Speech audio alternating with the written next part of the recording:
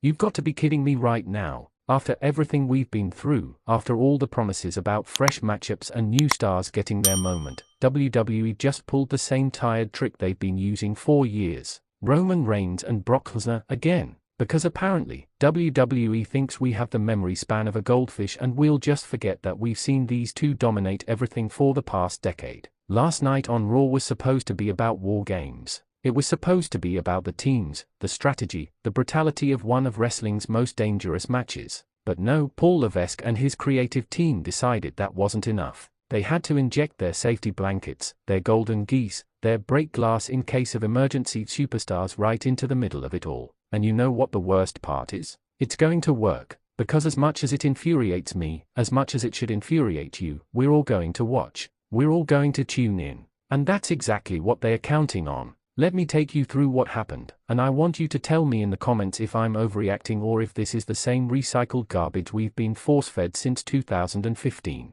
The setup that nobody asked for. The show started innocently enough. We had our WarGames teams building tension, cutting promos, doing what they are supposed to do. The men's WarGames match was shaping up to be an absolute war between some of the most talented performers on the roster. We're talking about guys who've been grinding, waiting for their moment, ready to tear the house down inside that dual ring, cage-enclosed structure that has ended careers and created legends. Drew McIntyre was fired up, talking about redemption and proving he's still the top dog in WWE. Seth Rollins was doing his revolutionary leader routine, trying to rally his troops for battle. The Judgment Day was scheming, plotting, doing what they do best. Everything was clicking. The storytelling was there. The intensity was building. And then, the lights went out. Now, here's a question for you in the comments. When was the last time a lights out moment in WWE actually surprised you? I'll wait, because we all know that when those lights cut out, it's never someone new, never someone unexpected.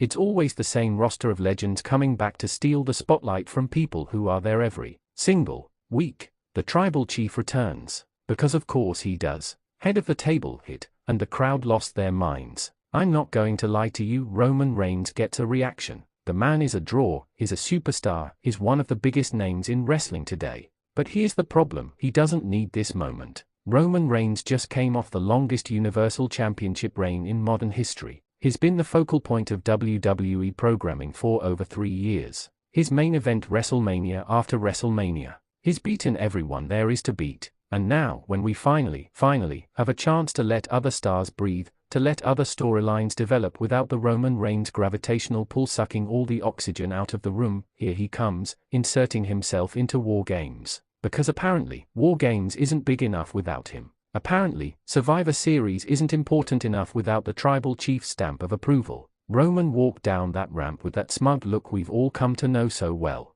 Paul Heyman was beside him, doing his usual preacher routine, building Roman up like he's the second coming of wrestling itself. And Roman got on the mic and basically said what we all knew he was going to say, that WarGames doesn't happen without his permission, that every major event in WWE revolves around him, that he's going to choose a side and change everything. The arrogance, the audacity, and the worst part, he's not wrong. WWE has booked him so strong for so long that it's actually true. The company has conditioned us to believe that nothing matters unless Roman Reigns is involved. And that, my friends, is a massive problem for the future of this business. And then Brock Lesnar showed up because why not? But wait, it gets better, or worse, depending on how you look at it. Because WWE wasn't satisfied with just injecting Roman Reigns into the WarGames equation. No, they had to bring out the beast incarnate himself, Brock Lesnar. Boom. Brock's music hit, and out came the beast, and you could see it in everyone's eyes backstage.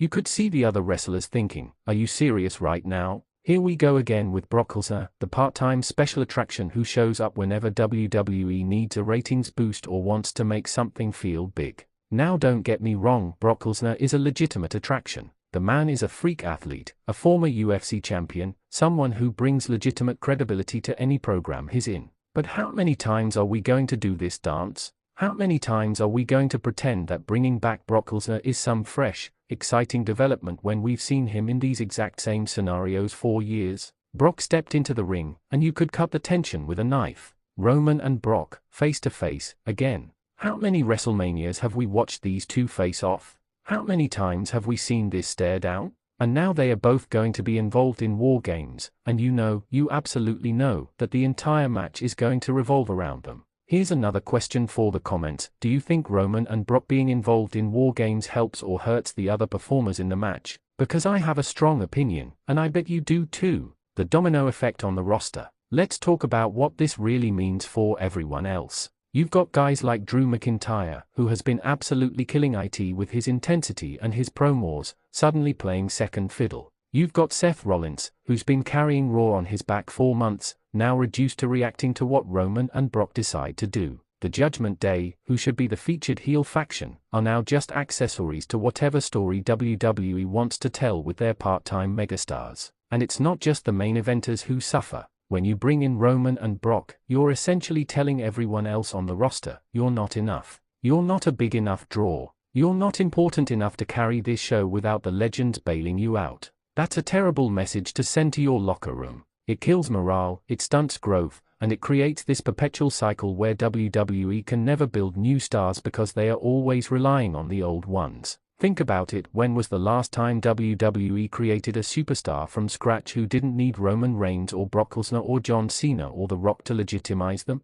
It's been years. Because every time someone starts to gain momentum, WWE panics and brings back the legends to help the storyline, which inevitably means overshadowing everyone else. The alteration of WarGames. So what did Roman and Brock's emergence actually change about WarGames? According to the segment, everything and nothing at the same time. Roman made it clear he's going to be involved, whether as a participant or as some kind of outside influence. Brock made it equally clear that wherever Roman goes, he's not far behind because their rivalry apparently transcends time, space, and common sense. The teams that were originally set for WarGames now have to reconsider their strategies. Do they try to recruit Roman? Do they try to keep him out? How do you prepare for a match when Brock Lesnar might decide to F5 everyone through the cage? The entire landscape has shifted, and not necessarily for the better. What should be a showcase for team warfare and strategic brutality has now become the Roman and Brock show feat. Some other guys. And that's exactly what WWE wanted.